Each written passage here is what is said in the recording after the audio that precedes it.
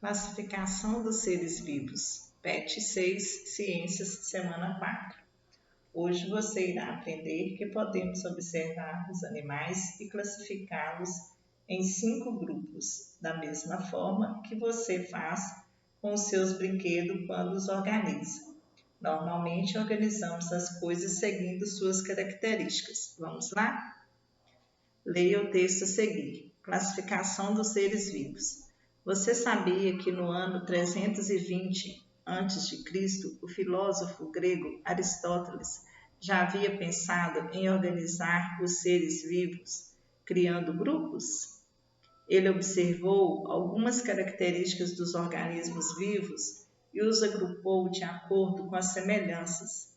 A sua classificação permitiu que outros cientistas também tivessem a mesma ideia, e várias outras classificações foram criadas ao longo da história.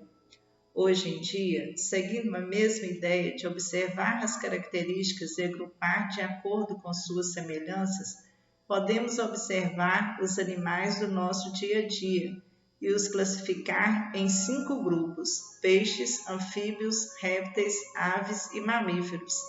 Os peixes são animais exclusivamente aquáticos. Vivem tanto em água salgada quanto em água doce. Eles apresentam seu corpo coberto por escamas finas, que os protegem e ajudam no movimento dentro da água. Possuem nadadeiras e brânquias para respirar dentro d'água.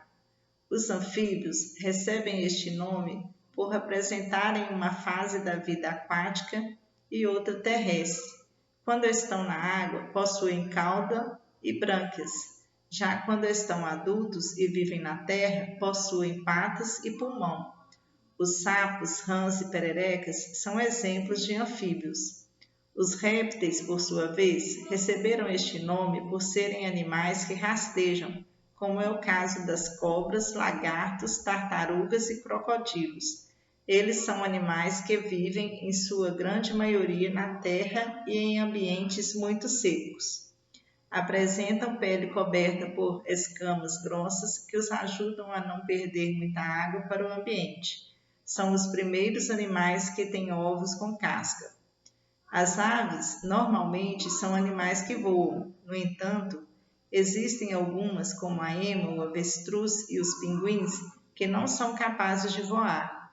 Todas elas apresentam seu corpo coberto por penas e um bico sem dentes. Já os mamíferos são animais que apresentam o corpo recoberto pelos em alguma fase de sua vida. E as fêmeas produzem leite para alimentar seus filhotes. Podem viver em todos os ambientes. Como exemplos, temos as baleias e golfinhos na água, seres humanos e cães na terra, e os morcegos, que são os únicos mamíferos capazes de voar.